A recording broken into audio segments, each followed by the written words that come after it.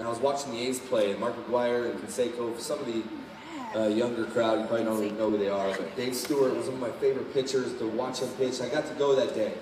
And I think if I remember right, Mark McGwire hit 3 homers. And it was just an awesome day watching Dave Stewart pitch, and Mark McGwire hit the homers. And I remember looking over at my dad, and I said, "Dad, I'm going to play here one day." And my dad's like, "Yeah, good, it's cool." You know, and so I was like, all right, you know, and he patted me on the head, and he let me do, and he let me work hard. And I played sports growing up, and I was 22 years of age in 2002, and I was pitching against Oakland that night. And I remember walking in as my rookie year, and I walked into in that same Coliseum. I stood in center field, and I could see the fence, or I could see the seat above the fence that I was sitting in. I mean, I was perfect. I could see. I called my dad on my, you know, Saved by the Bell cell phone, the big one with the antenna, you know, thing. And I was like, "Dad," I said, "You know where I'm at?" And he said, "Well, yeah, you're in Oakland." I'm like, "Yeah, but do you remember what I told you in Oakland?" And my dad's a military guy, so he you know, dropped bombs for a living. He's kind of a tough guy, you know, in that way. He's real, you know, military-like.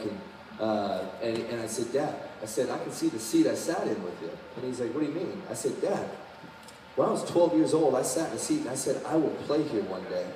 And today is that day." And my dad hung up the phone. I'm like, "What?" I called my mom. I'm like, "What just happened?" Like, "Well, your dad started crying, so he hung up the phone." All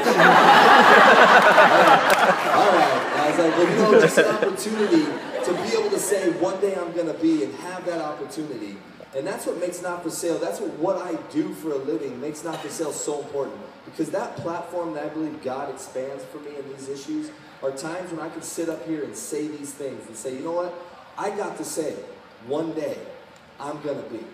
And I don't feel like people get that chance when they're in slavery. I believe that chance is killed for them.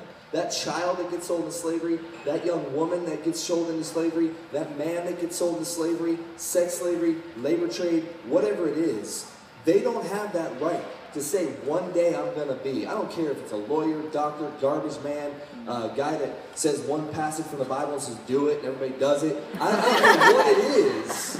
They don't have that opportunity when they're slaved out. And so for me as a baseball player that got to say, I got to accomplish my dreams. I got to say, one day I'm going to be. And I had every opportunity to accomplish that.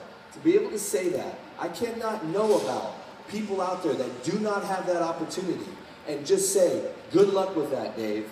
I'm going to keep doing what I'm doing." I can't look at that little boy or that young lady or that man and say, "Hang with him, dude. I guess your life stinks, but it is what it is. I'm glad I wasn't born in your country, or I'm glad I wasn't in your neighborhood growing up." I cannot do that and call myself a human being. I cannot do that and call myself a follower of Jesus Christ. I cannot do that and say I have compassion.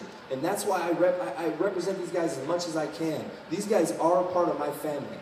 I've got a wife, a beautiful wife, 3 beautiful, handsome boys that are going to be leaders. And they will know a part of this, that I'm a part of this family.